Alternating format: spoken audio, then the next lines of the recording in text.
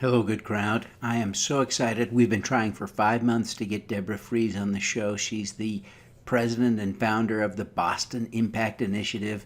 She has a revolutionary idea for impact investing. You do not want to miss this episode. Welcome to the Your Mark on the World show with your champion of social good, Devin D. Thorpe. Deborah, welcome to the show. Thank you so much. I'm glad we finally worked this out. So am I. So am I. I'm so glad. I heard you speak at the Sorensen Impact Conference. I can't remember what we call it. The Winter Innovation. I can't remember. It's a great event, and they're now going to be really upset that I don't remember what we call it. I think it was the Winter Innovation Summit, I believe. Yes, that. Exactly. Thank you for remembering what it was. Very not classy of me to not remember.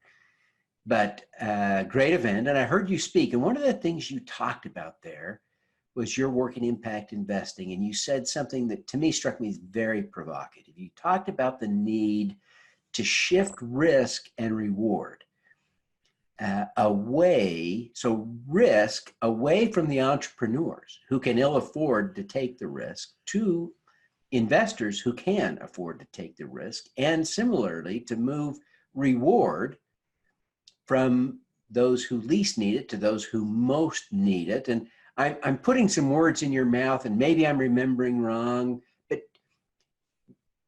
give us your thinking about this. And I want to see if we can explore this idea, because it's really intriguing to me. Great. So let me give the underlying context, right? Which is that our work is about addressing inequality in our economic system. And so where we have a system where capital has accumulated in the hands of fewer and fewer people with larger and larger amounts under their control, and has been extracted from the many, and all the trends, despite whatever activists and organizers in the impact investing movement all try to do, we're heading in the wrong direction, where the wealth divide continues to get larger. Our work is about exploring the question, can you use impact investing to close the wealth divide? And in particular, we look at the racial wealth divide. And the underlying structure of investing today, even impact investing, is that we try to make, understandably, we try to make market rate returns or better, right, with our impact investments, but we also want a social return. And what we're trying to point out is the paradox that if you care about inequality and you're a wealth holder, you're actually amplifying the wealth divide when you make accelerating returns, especially if you're investing in entrepreneurs. And in our case, we invest in entrepreneurs of color from low-income communities who don't have a lot of that wealth or access to opportunity. So when we structure investments, we flip the risk-return ratio. We said, rather than reward the investor with the highest return when they take the most risk, let's rethink where risk is. So if the entrepreneur is actually the one who has a risky situation, can we de-risk it for the entrepreneur by the higher the risk, the lower the rate, the debt rate we give them? And can we also, on the investment side, since we raise capital from both accredited investors, wealthy folks, and from non-wealthy folks, non-accredited investors, we give our non-wealthy folks the highest return and the lowest risk. They have more philanthropic reserve. And we give our wealthiest folks the lowest return, even though they're taking more risk. So that's part of what we're exploring, where there's still enough return to have somebody feel like, well, I can invest, I can make 3% on my money. Maybe I'm a wealthy person, maybe I don't need to make more of that. And then ask also, where does the surplus accrue? So if you make an equity investment in an enterprise, we cap our exit. We want the surplus to accrue to the entrepreneurs, and even better, to the workers. So let's get enough out to make return on our money, be able to stay in the game, but let's let the upside accrue where it's needed most. Those are fascinating ideas. Let's just, excuse me, let's see if we can explore that to the point of understanding some example deal terms, because this is fascinating, and I haven't seen anyone else doing this or talking about this in quite this way. I hear lots of noble talk and some very aspirational concepts thrown around in this space, but you're really on the leading edge, maybe the bleeding edge of this in terms of structuring deals to make this happen. So let's talk about the equity investments. You talk about capping that. Can you share some deal points with us to understand how that works? Sure. So we will take an example where we will make an equity investment, and we will say that once we hit about 2x on the value of that equity, it's going to be self-liquidating. It's designed in such a way that the owners and or the workers, if it's structured as a worker-owned cooperative, will have an opportunity to buy back their equity at our 2x rate, often through a royalty structure. So they'll take a percentage of revenues and they'll start to use that to buy back our equity.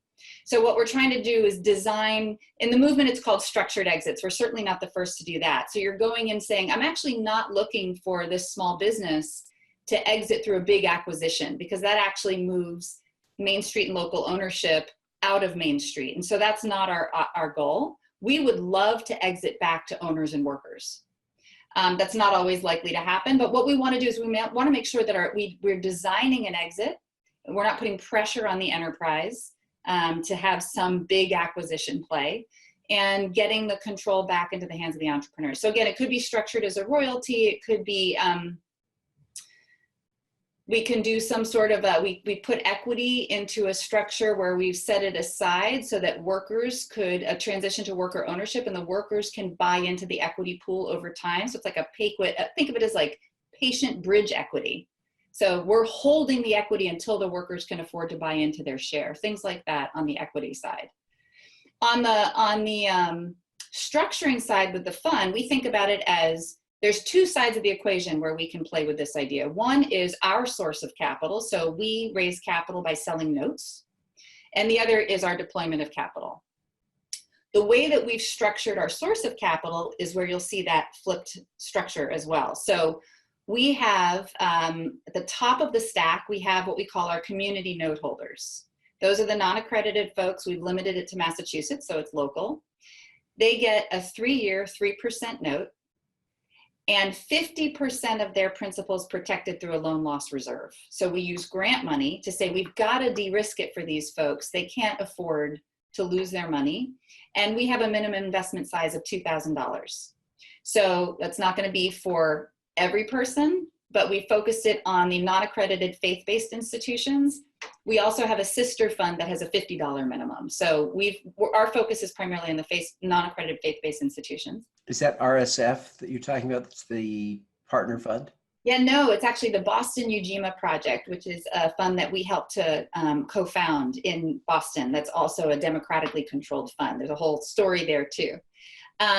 So the community note holders are first. They're followed by the solidarity note holders. Those are for accredited investors and institutions. And we have a 3-year 3% note and a 7-year 4% note. But instead of having 50% of their principal protected, they have 10% of their principal protected. And we can talk about why we structured it that way. But anyway, they have a riskier note, but no better return. And then those folks are followed by what we call philanthropic notes, which are 5-year 1% notes. You can think of it as a recoverable grant. It's where folks that are really either probably philanthropically minded, or they're buying it out of their donor advised fund or out of a foundation, their first loss. So that's how we're making sure that, again, de-risking it the most for the non-accredited folks. That's on the supply side.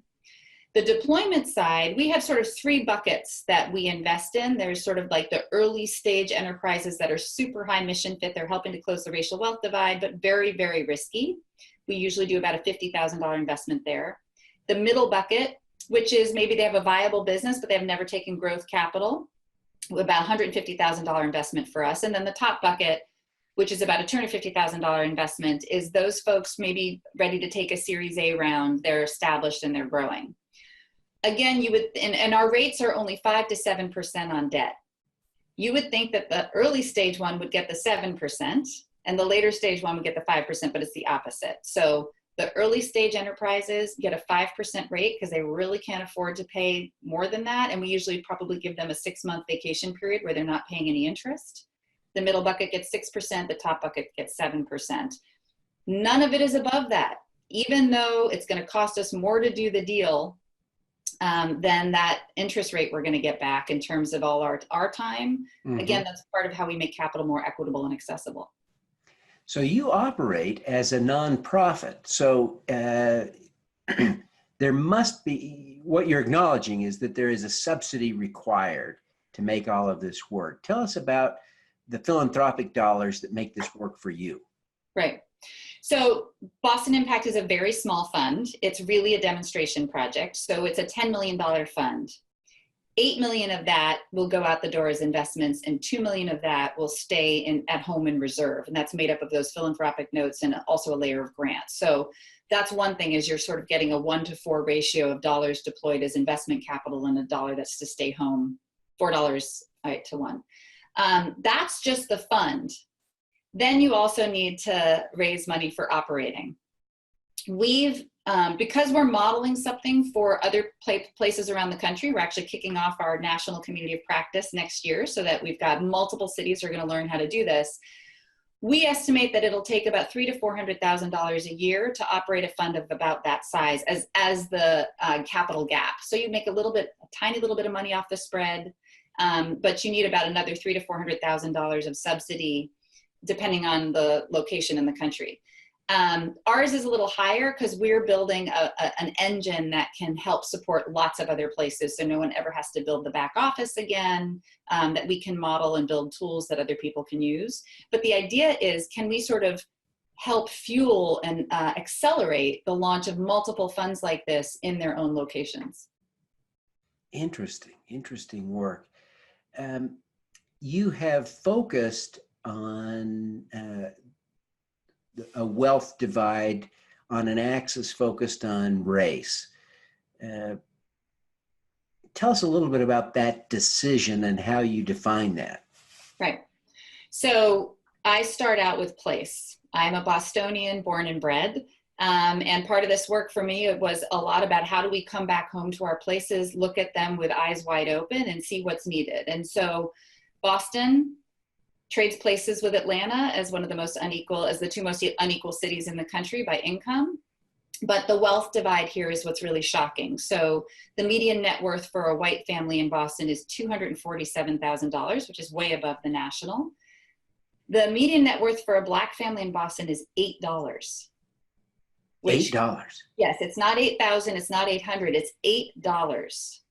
So we live in a country where there has been absolute structural inequity in the ability to build wealth, the ownership and control over assets. So we really distinguish income and wealth. There's a lot of stuff in racial justice work about jobs, and often they're about entry-level jobs, and they don't change the wealth profile of a community. And so the ownership and control over assets, buildings, land, and the means of production, business, is where we start to see a shift in poverty. So we want to put our attention on wealth, though jobs are also part of our criteria and our filter, but we really want who owns and controls these enterprises.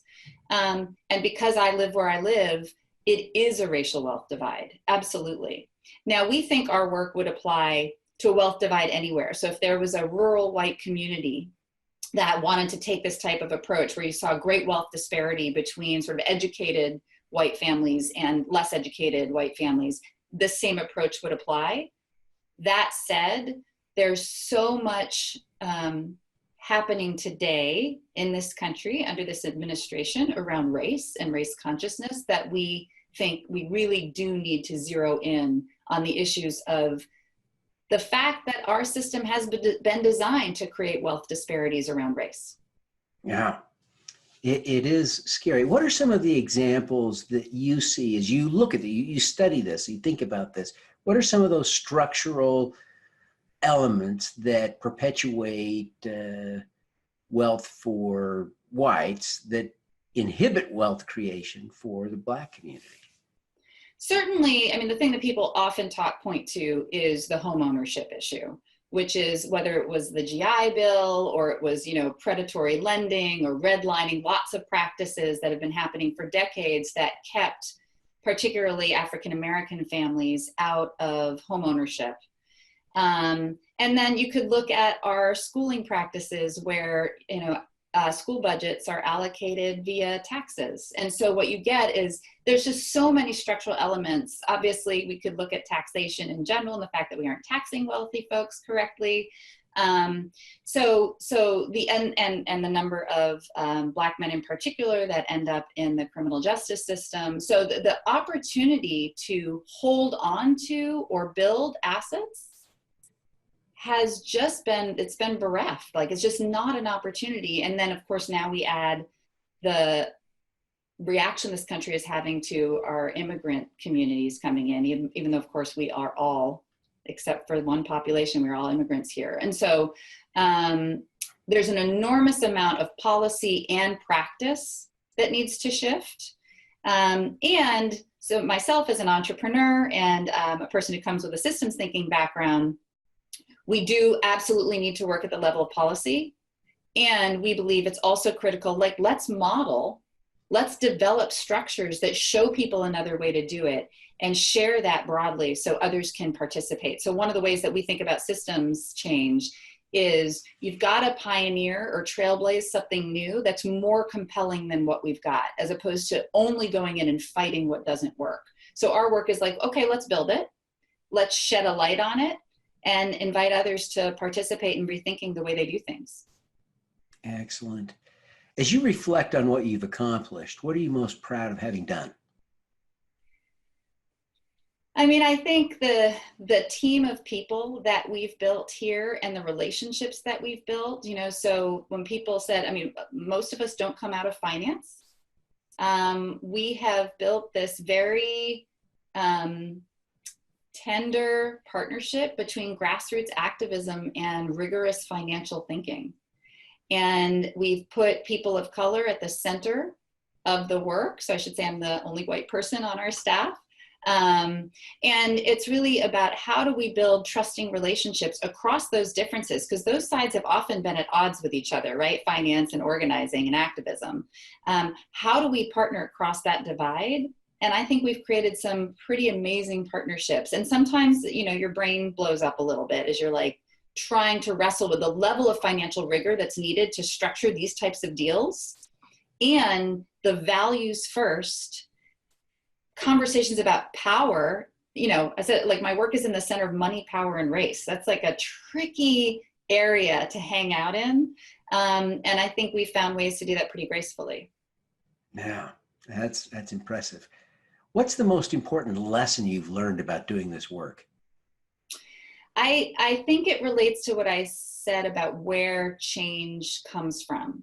It is not that I don't believe you can do change from the inside. Certainly it's a necessary part of change work, is to try and change big systems, but it's really hard. Most big intractable systems are sort of complex emergent phenomenon, and they're very, very hard to undo. So what I learned from my mentor, Meg Wheatley, who was also my co-author with Walk Out, Walk On, is that if we really want to have breakthroughs in structural change and systems change, and I'm looking for, you know, breakthroughs in economic and financial systems in this country, we need to step outside, become outsiders, and really have a fresh view. Like, I was able to say what those assumptions about risk and return, I don't actually need to play with those. I can invent ones that make sense. We can invent the ones that make sense for us as a community. And so stepping outside gives you, of course, a fresh lens. And a lot of people say, well, you know, then you may never be taken seriously. But I also learned from Meg Wheatley, small actions, small local actions connected arise into large scale change. And so I trust if we do our $10 million fund in Boston, and there's a $5 million fund in Philadelphia and a $20 million fund in Chicago and Oakland and Detroit and Atlanta, and we learn together and we exchange knowledge and information, absolutely we can create meaningful, scalable change. Yeah. Now, let's go back. I want to ask sort of a foundational question. This is really important work that you're doing. You sort of look like me. What made you feel responsible for addressing these racial issues? You know, I get asked that question a lot. So, you know, I certainly have an answer of just, all you need to know is to look around you and see. But then it's like, well, why isn't that happening to other people? So I have to go back to legacy and ancestry and family, which is my great-grandmother came over to the United States as an immigrant escaping anti-Semitism in Eastern Europe. All of my family did. And she was in a very opinionated woman, very poor, but very opinionated. Turned out she ended up getting put on McCarthy's list as a communist. She was certainly a socialist, and she actually was active in pre-civil rights thinking. And she passed that legacy down to my aunt, who was a freedom rider jailed in Mississippi, whose memoir just came out about her experiences making a choice right out of college to go down to Mississippi and participate in the movement. And I think I was raised with that ethos. And part of the ethos is what happened to our people in Eastern Europe, no one helped, is happening to people here, different form. But it's happening to people here, and what is our responsibility? We now feel privileged and lucky to be doing well. What is our responsibility to take care of those who are being structurally oppressed? Yeah. Deborah, what is your superpower? This is a little odd. So, and again, this comes from my incredible learning from Margaret Wheatley. It's biomimicry. Okay, so let me explain. So biomimicry is the practice of solving problems by asking the question, what would nature do? And so I actually use nature to think about a model for structuring what we do. So when people are like, impact investing, and there's this big argument about whether you get market rate returns or it's concessionary. I was like, so this is interesting. If the market has given us inequality, why would I be referring to that when I'm designing my impact investing approach? So concessionary means the market, but not that. And so I was like, how do we find a different teacher, a different model upon which to base our assessments of risk and return and liquidity and storage and accumulation? And so I'll give you an example of what I mean. So when I'm stuck, I'm like, what would nature do, right? So an example would be, okay, so Boston, this is a mature economy. It's a mature ecosystem. A hardwood forest in New England grows at a rate of 3 to 4% a year. Doesn't grow faster than that. That seems like a good, reasonable rate to set my returns at. A bamboo forest grows at a rate of 35% a year, colonizes everything in its path, destroys all subspecies, and that sounds a little bit to me like Wall Street. So that's what I mean by like, can biomimicry, can nature give me some insight? It's this fantastic system that seems to work really well and stick around unless we do something to it. So when I get stuck, that's where I turn for insight. Fantastic. Well, Deborah, thank you so much for taking the time to be with us today. We really appreciate it. Before you go, would you take just a minute and tell people how they can learn more about Boston Impact Initiative and how they can connect with you personally? Absolutely. So you can go to www.bostonimpact.com. I also have a website with some of my writings at deborahfrieze.com, and we would love to hear from folks in either place. Fantastic. Well, Deborah, again, thank you very much for being with us today, and we wish you every success in turning impact investing sort of upside down. Thank you so much for the invitation. It was a pleasure to talk with you. All righty. Let's do some good. Devin Thorpe's mission is to end extreme poverty, improve global health, and mitigate climate change before 2045 by finding and sharing the stories of those who are doing the most good. Thanks for tuning in to the Your Mark on the World show, the Social Impact Podcast. Please subscribe via YouTube, iTunes, Google Play, Stitcher, or Spotify.